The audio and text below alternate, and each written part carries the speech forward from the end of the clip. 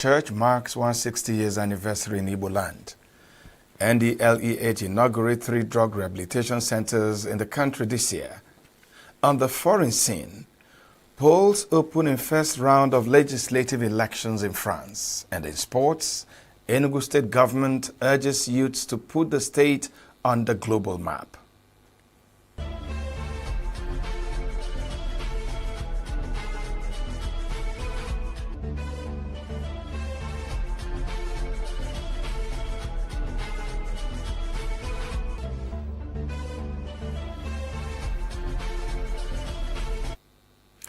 Now the details. The College of Bishops of the Church of Nigeria Anglican Communion and thousands of the faithful converged at the commercial city of Onitsha on Saturday to mark the 160th anniversary of the consecration of Bishop Samuel Ajayi Crowther. The event also marked the historic entrance of the Gospel of Jesus Christ to Igbo land. Ndu Okbaleze was in Onitsha for Signature Television. The Patterson Hall of the All Saints Cathedral, Onitsha, venue of the activities in honor of Right Reverend Samuel Ajayi Crowther, was filled to the brim with adherents of the Anglican faith east of the Niger and beyond in attendance.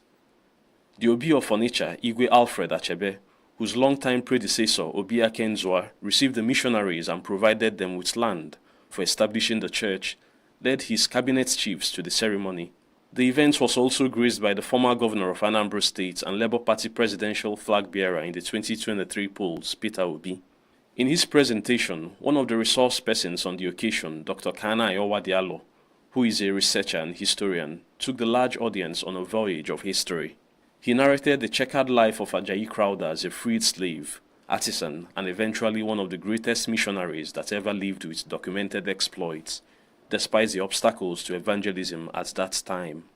According to Dr. Wadialo, Crowther's episcopacy made Niger Mission the first Anglican diocese in the country, while his death in 1891 ignited the fire amongst early converts that further spread the gospel. Our teleconference setup workshop and listening fast. Give some knowledge. And when this service is going to guess I went out of our and they are going to and I keep wondering, what is the element of it was for this also? I don't understand that. And as I said also, that the first law of history is not that is social. And then the second law of history is not that. Now, in my research, I discovered a good number of people who know that they have failed. So the case of anti-TMS has always been an common to write about. That is not true. Igwe Alfred Achebe, the Obi of Onitsha, extolled the persevering spirit of late Ajayi Crowther and apologized to the church for the initial untoward treatment it might have received in the hand of his predecessors. The traditional ruler remarked that the early missionaries brought the gospel, education and commerce that helped in giving Onitsha a pride of place in world history. The Archbishop of Niger Province and Anglican Bishop of Awka, Most Reverend Alexander Ibezim, commended the Bishop on the Niger, Right Reverend Owen Nwokolo, for the great idea of instituting a memorial lecture in honor of Ajayi Crowther. Most Reverend Ibezim regretted that the present crop of men of God cannot withstand the unfavorable environment under which Bishop Crowther and his followers spread the gospel. The life of Ajayi is a challenge to all of us, especially now that the ministry is lacking people that we sacrifice. This man sacrificed a lot. Life of sacrifice has disappeared in the church. So if we are talking about Ajayi, and we are not living a life of sacrifice, and a life because the organization we are living will actually outlive us. When he was making this sacrifice, he did not know that you are going to excavate all these things.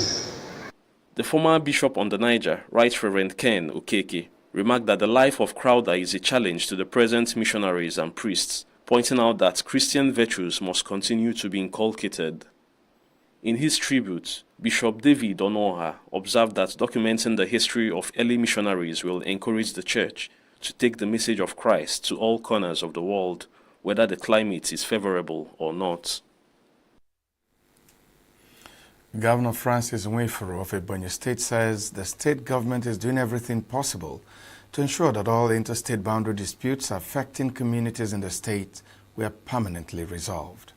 Nweforo stated this at Isiaka, the headquarters of Ivo local government area, where he was represented by the Deputy Governor, Mrs. Patricia Obila. He said that the government was collaborating with the National Boundaries Commission, NBC, and other relevant bodies to ensure that border communities in the state enjoyed permanent peace.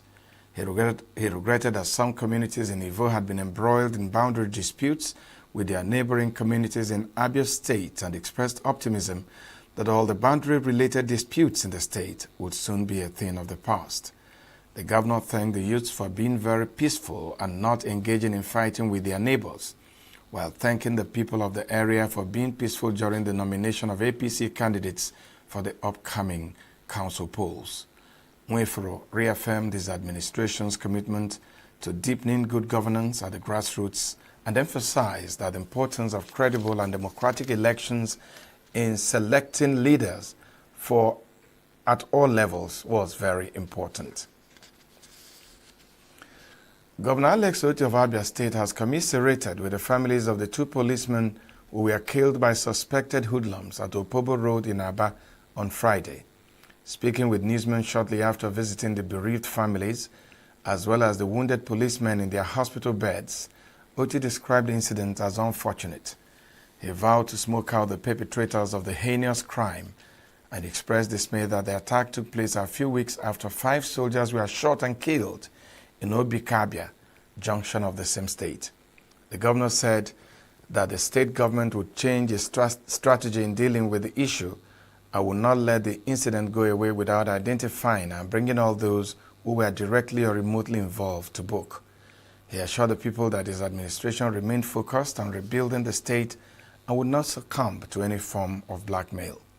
He urged the residents to go about their lawful business as security agencies will continue to intensify their efforts to ensure that the state remains safe and secured. A superintendent of police, Ibrahim Sini, says he turned down a 150 million naira bribe allegedly offered to him by a Lagos-based businessman, Akintoye Akindele, to enable him have peace of mind. Akindele, who was arraigned at the Federal High Court in Abuja in August 2023, was remanded in the Kuje Correctional Center for offering bribe to the police for them to allow him to escape out of the country and to write a favorable report for him after the investigation. Speaking at a dinner organized to honor him on Friday, Sini led the Inspector General Police team of investigators handling the case against the businessman, said he was very happy for the honor and appreciated the organizers of the program. Sini, who was given a plot of land at the event in Abuja, said he turned down the offer because he did not want to have something that would make him think twice and be running from one hole to another. Presenting the document of the land to Sini, the Federal Capital Territory Commissioner of Police, Bennett Igwe, said Sini's conduct has brought pride to the Nigerian police force. It could be recalled that the Office of the Inspector General of Police filed a 4-count charge against Akindele that included diverting the sum of $5.6 million and 73.5 million naira belonging to Summit Oil International Limited, among other charges.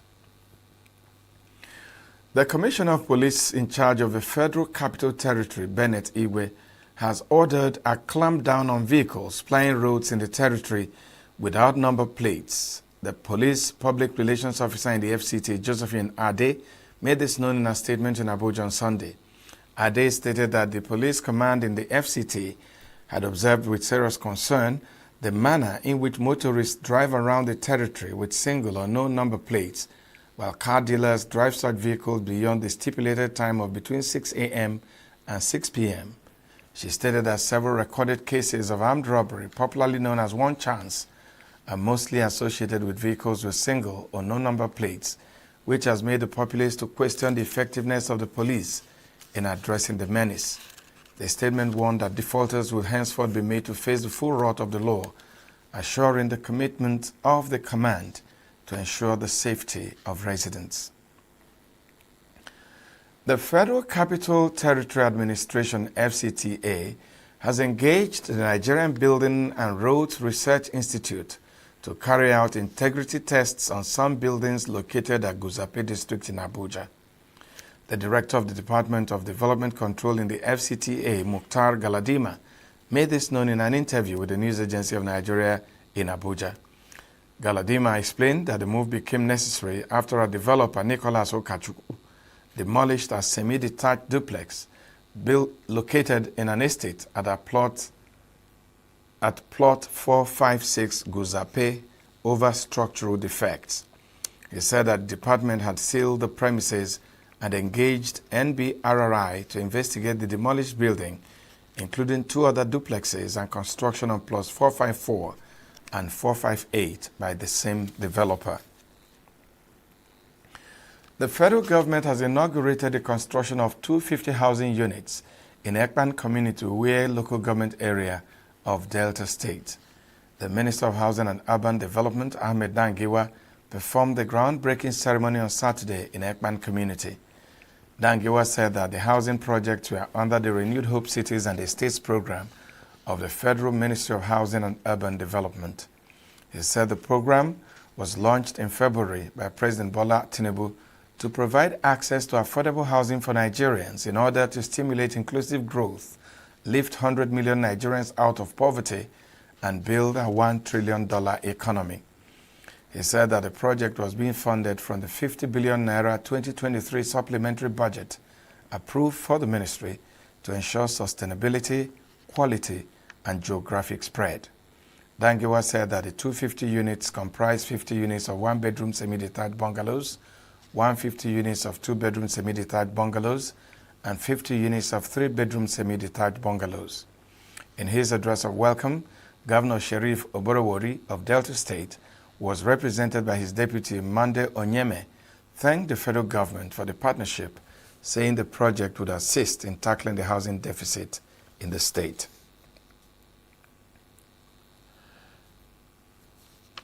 NCDC blames cholera outbreak on improper refuse disposal. Naira loses by 40% against the dollar in the first half of 2024. Details and more after the break.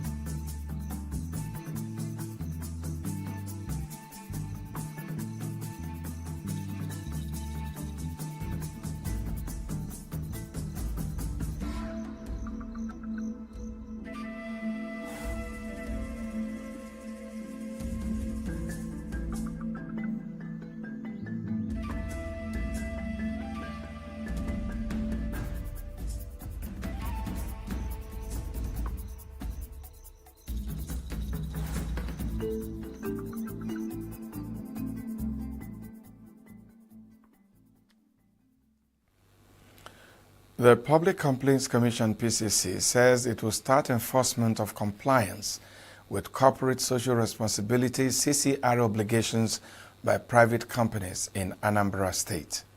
The Federal Commissioner in Anambra, Imelda Nwajiofo Okoli, made the assertion at a town hall meeting in Awka with the theme Systemic and Proactive Investigation into Compliance to Corporate Social Responsibility by Private Companies.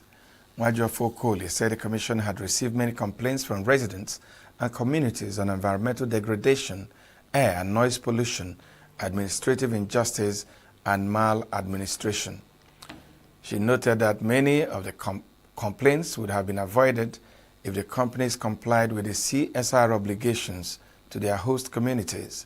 insisting that companies must take responsibility for the social, environmental, and economic impacts of the operations. The Commission also spoke on the need for more rigorous monitoring and enforcement to ensure that these initiatives are not just promises but actions that bring about real change in host communities. In his address, Mr. Charles Epunife, the Director of Investigation at the Commission, urged the state government to establish a CSR unit to promote and monitor CSR compliance as well as drive community development. The Anambra Commissioner for Environment, Dr. Felix Odimegwu, describes CSR as a form of public-private partnership to support government in the areas of infrastructure and community development, as well as job creation. The National Agency for Food and Drug Administration and Control, NAFDAC, has commended President Bola Tinubu for recently signing an executive order to transform the country's health sector. In a statement in Abuja, the Director General of NAFDAC, Professor Mojisola Adeyeye, stated that the reform and transformation agenda to make NAFDAC a well-functioning, strong and stable regulatory organization started when she assumed office 6 years ago. She added that the effort she put into transforming NAFDAC has started paying off, part of which she said paved the way to the signing of the executive order to make Nigeria manufacture its own drugs. The executive order, according to her, includes several measures such as zero tariff and excise duties, which exempt specified pharmaceutical machinery, equipment, goods and accessories, as well as reduce production costs and make healthcare products affordable. Nigeria Center for Disease Control and Prevention, NCDC, has expressed concern over growing threats to water safety in the country, which triggers outbreak of waterborne diseases including cholera.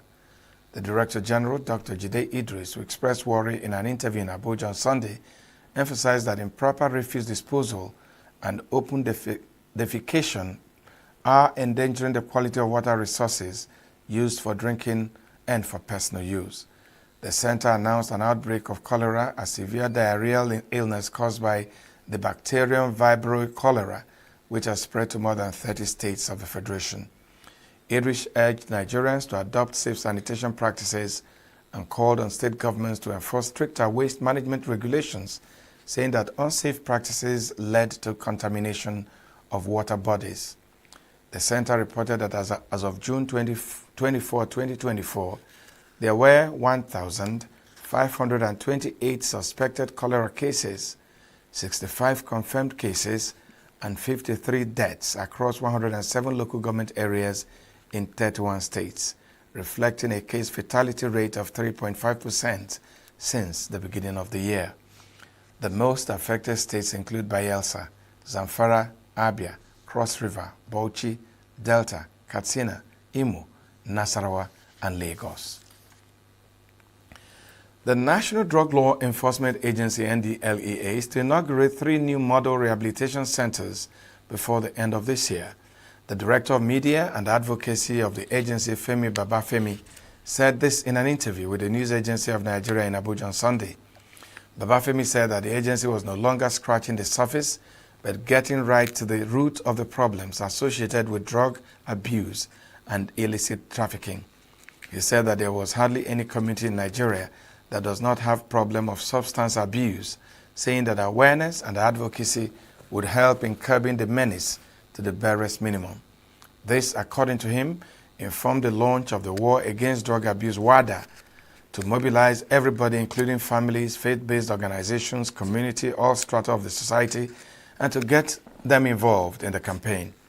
Babafemi emphasized the need for parents to also take ownership of their children's upbringing and disclosed that the agency has provided thousands of test kits that could be used in the home and offices, among other places.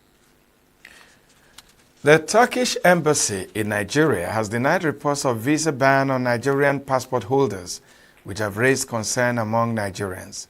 Reports surfaced on Thursday suggesting that Ethiopia, Turkey, and the United Arab Emirates had revoked certain privileges for Nigerian passport holders, such as visa on arrival, e-visa, and outright passport issues. The personal secretary to the Turkish ambassador to Nigeria, Evelyn Wumi, clarified in a media chat that there is no visa ban on Nigerian passport holders.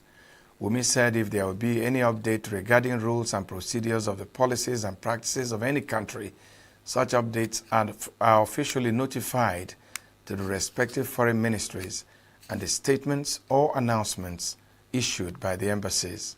She stated that visa applications are evaluated on a case-by-case basis, addressing specific instances where applicants face rejections as a result of fraud or forged documents.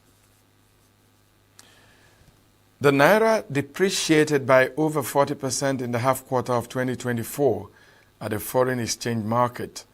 Official data from the financial market showed that the Naira weakened to 1,505.30 per dollar at the weekend from between 896.6 and 907.11 it closed on the 29th of December 2023. The figure showed that the Naira had continued its instability against other currencies in the last months despite a streak of months of appreciation before depreciation set in mid-April 2024. The Naira reached its highest peak of 1,665.50 in February 2024 and lowest point in April when it stood at 1,140 and 1,230.61 at official and parallel foreign exchange markets. The development comes on the back of Central Bank of Nigeria policies, including the unification of the FX market, circular on the operation of international money transfer operators, intervention to bureau de change operators, and recent withdrawal of price verification system portal for importers. Despite the policy reforms by the Apex Bank, the Naira has continued fluctuations against the dollar and other currencies in the foreign exchange market. North Korea criticizes South Korea, US, and Japan for their military ties, and Hamas says there is no progress in Gaza ceasefire talks with Israel. Don't go away.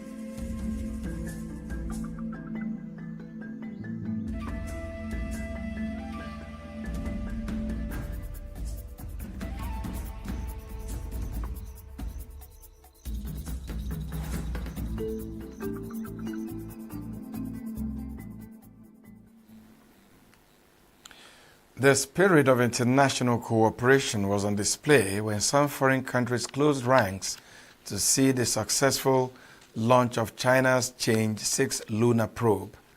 This historic event was witnessed by scientists from the participating countries. The successful launch of China's Change 6 lunar probe not only signifies a significant step in space exploration, but also highlights the spirit of international cooperation. A long March 5 rocket carrying the Change 6 spacecraft blasted off from its launch pad at the Wenchang Space Launch Site on the coast of China's southern island province of Hainan on May 3rd.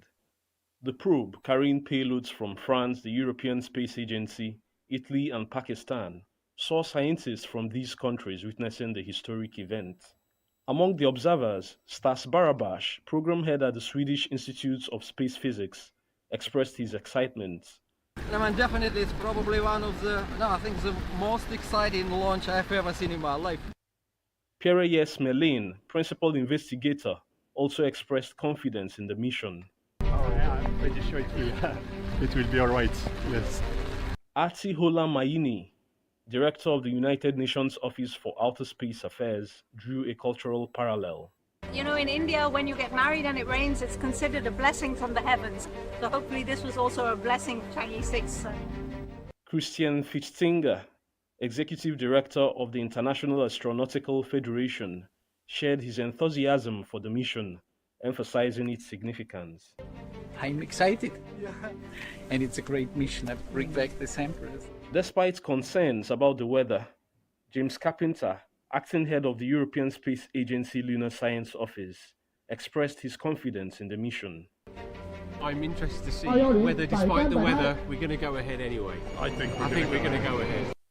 Witnessing the successful launch, Neil Melville Kenny, technical officer at the European Space Agency, conveyed his excitement and offered congratulations. What beautiful weather we have. We can see the rocket go. We can hear the rocket go. We're close enough to feel the rocket go. What a fantastic launch. Congratulations, Stas.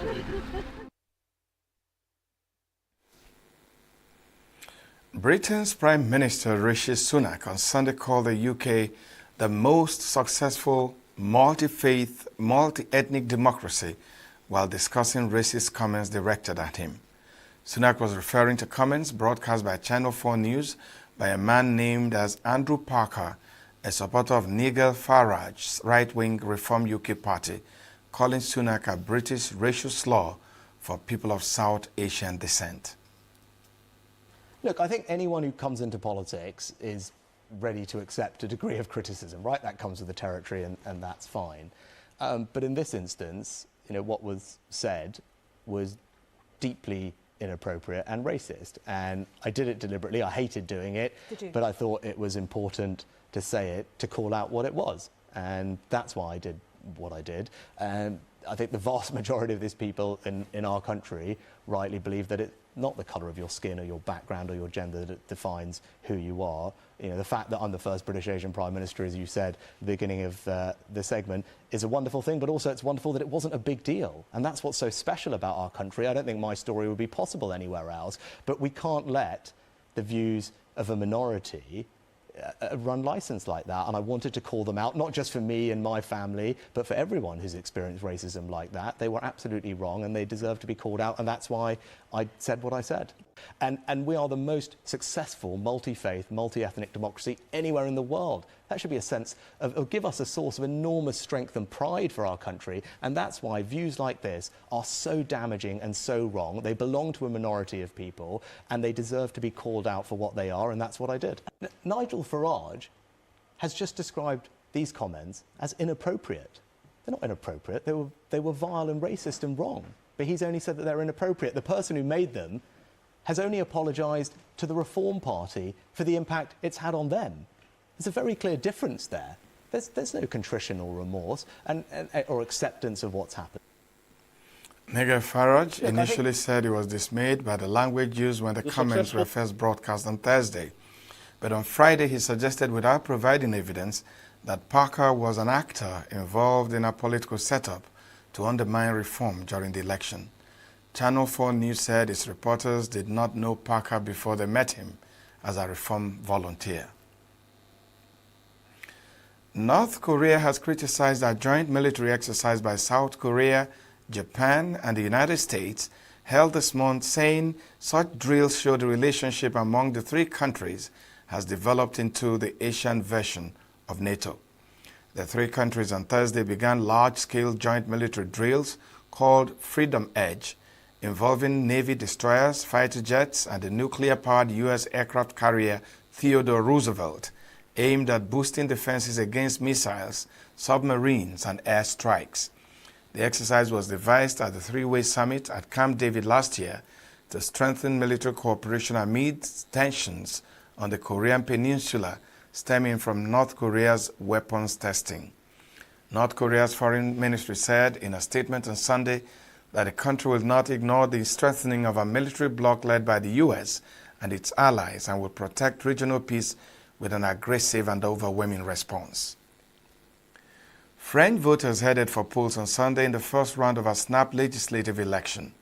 France is the closest it has been to having a far-right government since World War II, with the anti-immigration national rally riding high in opinion polls ahead of the two-phase election on June 30 and July 7. President Emmanuel Macron dissolved parliament and called the election after his centrist Together alliance was trounced by the RN in European elections. Macron will remain president after the election, but will have to pick a prime minister from whichever party or alliance that can command a majority in the National Assembly, regardless of how divergent their policies are from his own. Latin Americans celebrated diversity and inclusion with pride parades in Mexico City, Lima, San Diego, and San Salvador on Saturday. Thousands of Mexicans took over the iconic Paseo de la Reforma Avenue. This year, company floats were banned in order to emphasize the struggle for a dignified life behind the event. Chileans endured the cold weather as they paraded through San Diego, demanding the government to improve anti-discrimination laws. In Lima, demonstrators brought color to the streets days after the health ministry said the country will stop listing individuals who identify as transgender, among others, as suffering from mental disorders. The ministry also noted it will refrain from using other terms which rights groups have slammed as prejudiced. Demonstrators in San Salvador denounced the discriminating policies of the government during the parade. Earlier this year, President Nayib Bukele said school curricula should not teach anti-natural ideologies that go against God and the families. And in the Middle East, senior Hamas official Osama Hamdan said on Saturday that there has been no progress being made in hostage swap and ceasefire talks with Israel over the Gaza conflict. He condemned the Israeli blockade against the Gaza Strip and called for more humanitarian aid deliveries to the coastal enclave. Hamadan told a news conference in Beirut that Hamas is ready to deal positively with any proposal that secures a permanent ceasefire and Israel's full withdrawal from the Gaza Strip. Nearly 9 months into the Israel-Hamas war, vast swaths of Gaza lay in ruins amid a crippling blockade of food, clean water, and medicine. Over 37,800 Palestinians have been killed and 86,800 others wounded since the ongoing Palestinian-Israeli conflict broke out in early October last year, Gaza-based health authorities said in a statement on Saturday. The Israeli military on Saturday announced the deaths of 2 soldiers killed in combat in northern Gaza as Israeli forces pressed on with an offensive in the Shejar neighborhood in Gaza City. Israel has lost 670 soldiers in Gaza since October 7, according to Israeli tallies. The heavy rainfall from Friday to Saturday and following floods in southwest China, Guizhou province, have submerged houses, blocked roads, and trapped residents. On Saturday afternoon, the local government raised flood emergency response to level 2. China has a 4-tier flood control emergency response system, with level 1 being the most urgent response. The water level of Wuyang River in Xibin County was about 0.5 meters above the warning line, with several low-lying areas heavily flooded. The torrential rain also led to mountain torrents, which trapped 4 residents of Xibin County. After receiving reports, rescuers rushed to the scene and set up rescue ropes to transfer those locals to safe places. In Sengong County, several residents were trapped at home due to the rising floods, but on receiving the reports, rescuers quickly rushed to their homes and evacuated them with lifeboats. As multiple roads were blocked due to landslides, local authorities lost no time to dispatch workers and machinery to clear rocks, trees, and muds so as to reopen the roads as soon as possible. Greek firefighters managed to contain on Sunday a wildfire that had raged uncontrolled overnight on the Aegean island of Serifos, damaging houses and prompting the evacuation of several hamlets. The island's mayor, Kostas Revintis, told Greek television that the fire broke out on an area with low vegetation and spread quickly, damaging holiday homes and storehouses. Reuters was able to locate videos from nearby buildings, road layout, and mountains at background match satellite imagery, confirmed date from source, and metadata on the footage.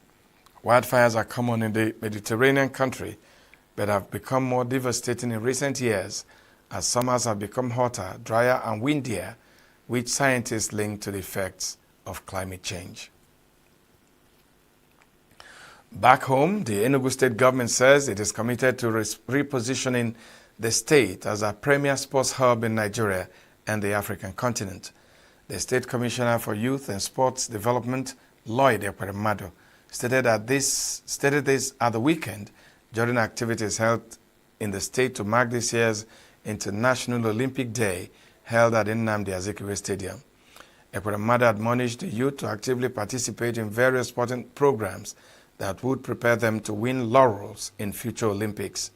He described the 2024 Olympic Day event was a celebration of peace, sports excellence, and opportunity to create awareness about the forthcoming Olympic Games and drumming up support for Miss Lucy Ejike, who would represent Nigeria at the coming Paralympics.